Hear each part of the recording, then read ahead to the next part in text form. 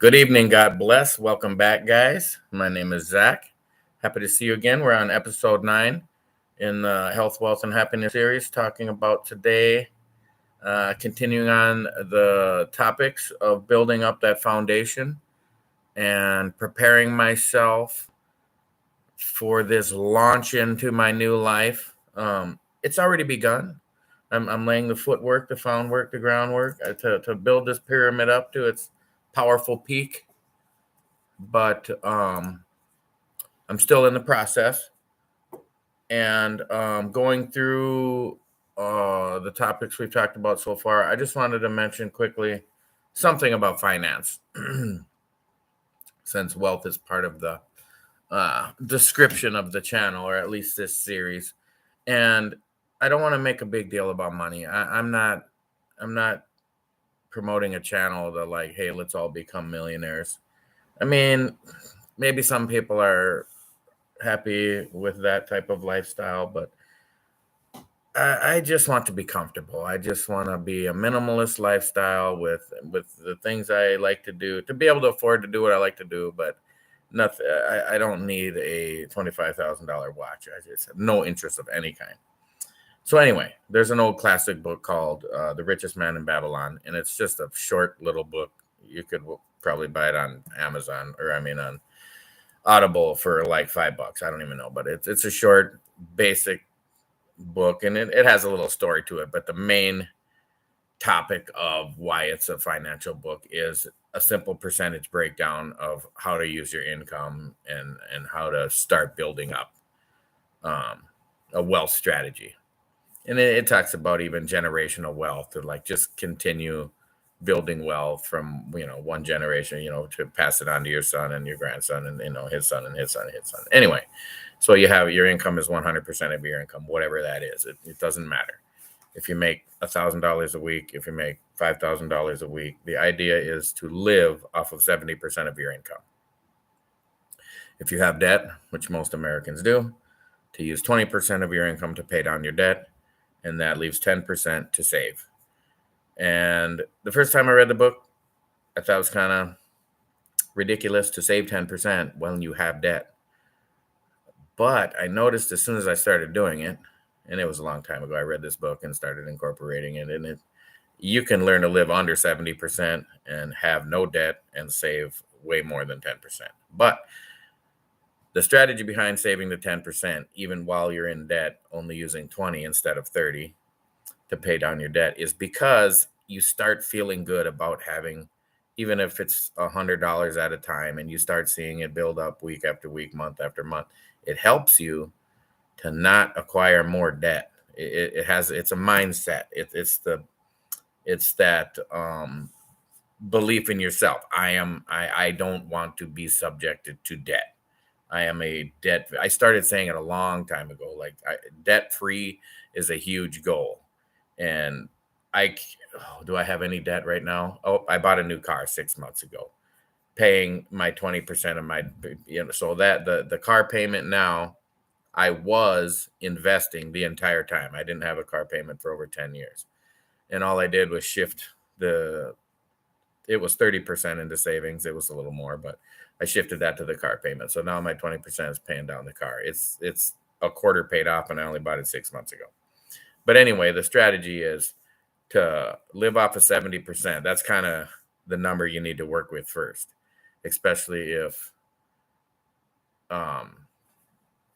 you're just starting out and you didn't already buy a house and a car and have tons of debt. If you're already in an average American marriage, your finances are going to look nothing like this. You're probably living on about 105% of your income, aren't paying down your debt, and aren't saving anything. So, but it can still, so that 70%, you got to figure out, how can we reduce some spending? And that's not a real abundance mindset to have, but once it gets going, it is an abundance mindset, because that 10% saving eventually turns into 30% saving, because you paid down all your debt and it's gone. Whether it takes a year or 5 years, it can be done. And this is just a very basic strategy. I didn't want to get too complex. You get a second job, get a part-time job on the weekends, make an extra $500, and that 20% could turn, based on however much you make at your other job, you could wipe that debt out a lot quicker. I'll mention some other books real quick. Like Robert Kiyosaki has a couple books. Rich Dad, Poor Dad. I mean, it's a classic. Everybody knows that. The first one I ever read was the book that got me into reading books was Napoleon Hill, Think and Grow Rich. And thinking it was a book about money, I read it, and it's really a psychology book about the mindset of how to institute behaviors into your life, because people say they want to change and they just don't. And this Think and Grow Rich book, it's a pretty short book too, and it's very concise. Each chapter is just amazing. If you haven't read that book, you should read that book if you're interested in not just how to think and grow rich, but you could use the exact same principles in the book to think and grow healthier, or because it has very broad applications of its fundamental system. For example, to write down your goals before you go to bed, or your intentions. And it's something we could talk about in the future as building upon our developing healthier habits that are going to become part of who we are and what we believe in, and what we believe in becomes who we are. So anyway, that's just a little bit about money. I mean, get interested in it. Get interested in being free. I'm not trying to be a billionaire, millionaire, maybe a thousandaire. That'd be, if I tell people, if I had, 350 in the bank right now, I'd probably retire. You can live happy with very little money and zero debt. Just having zero debt feels great. Another point I want to make in this video is I feel it's working.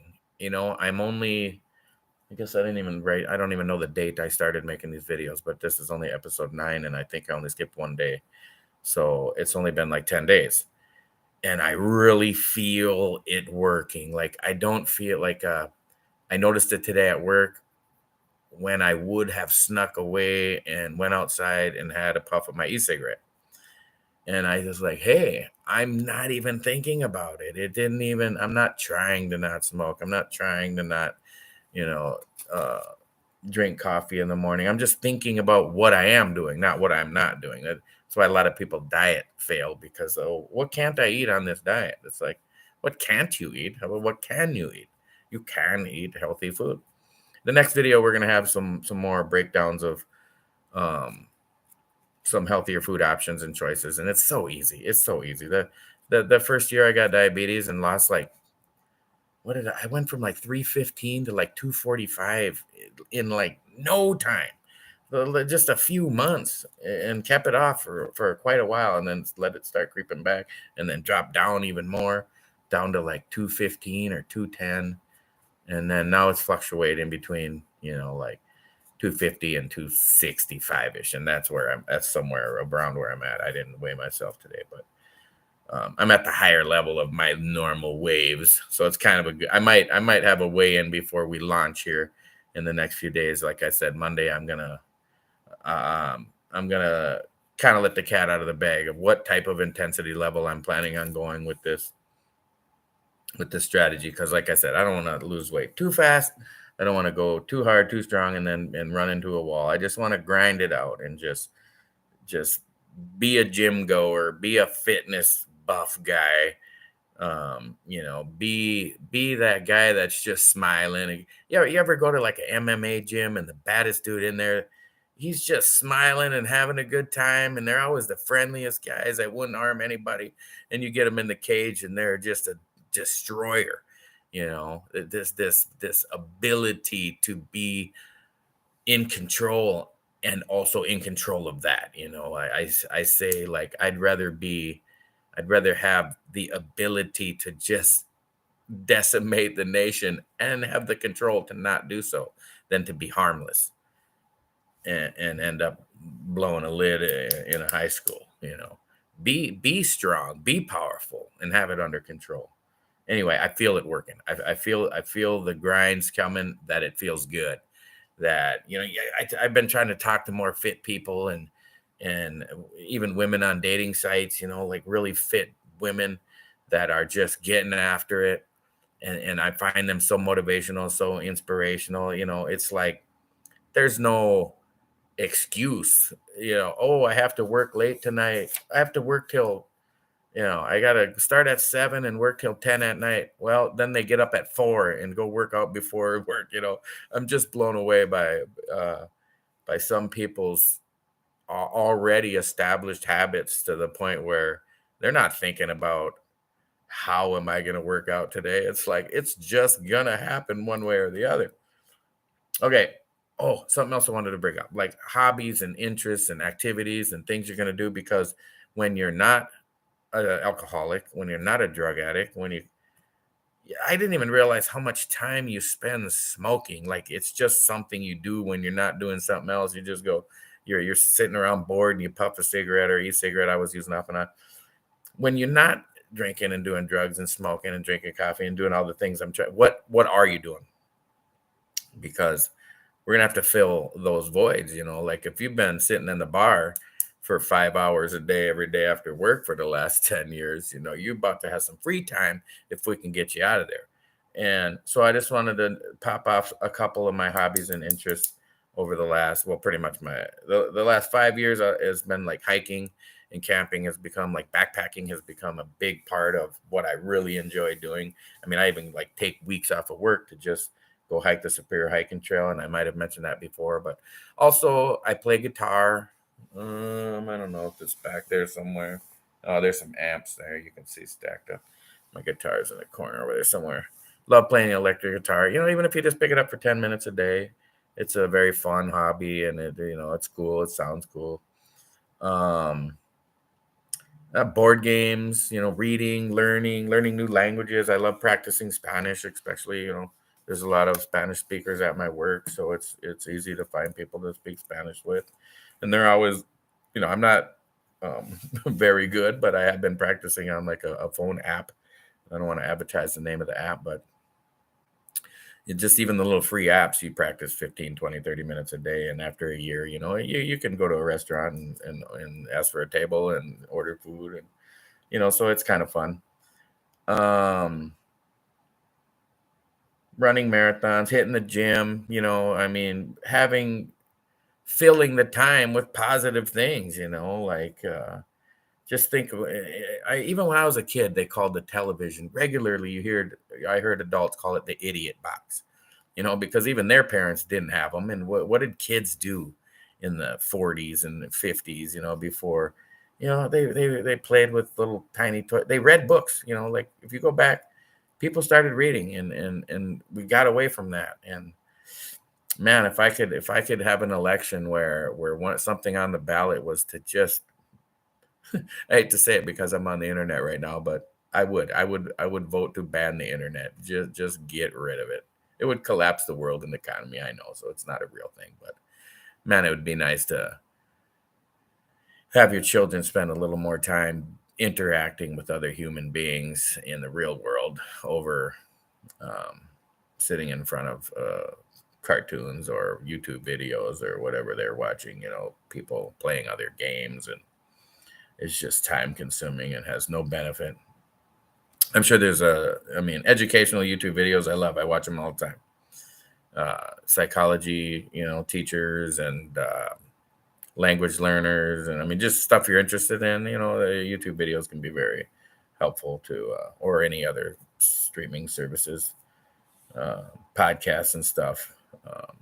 Something where you're moving ahead in life, something where you're occupying this time that you had negative behavior towards your health and wealth and happiness and your mental health and your emotional health. And so it's 7:30. What did I do today? I had my normal 12-hour work shift.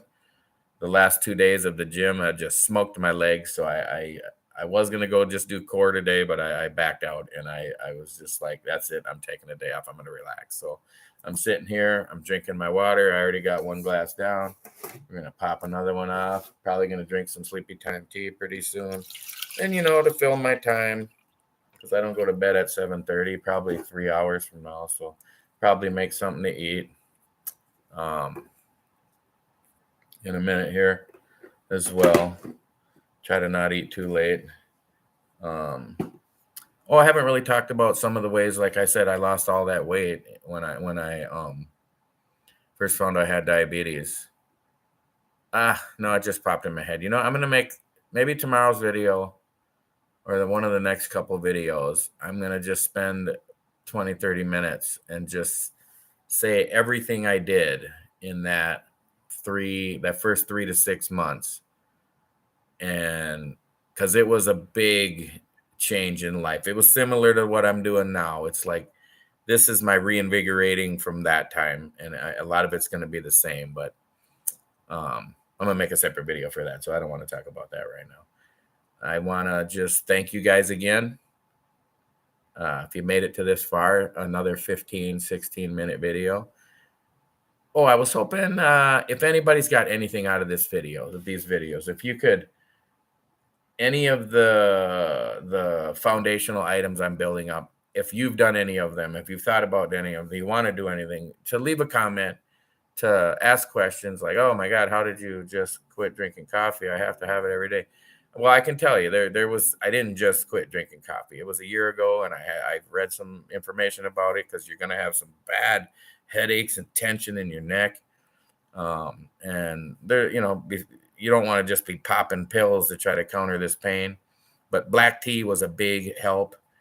But anyway, getting into this, what I was talking about is if you guys will just leave any comments, leave a hey, thanks for the video. But really what I'm looking for is what specifically out of any videos that I've made so far is getting to you, is helping, is keying in, because I'd like to be able to focus on what's helping the most.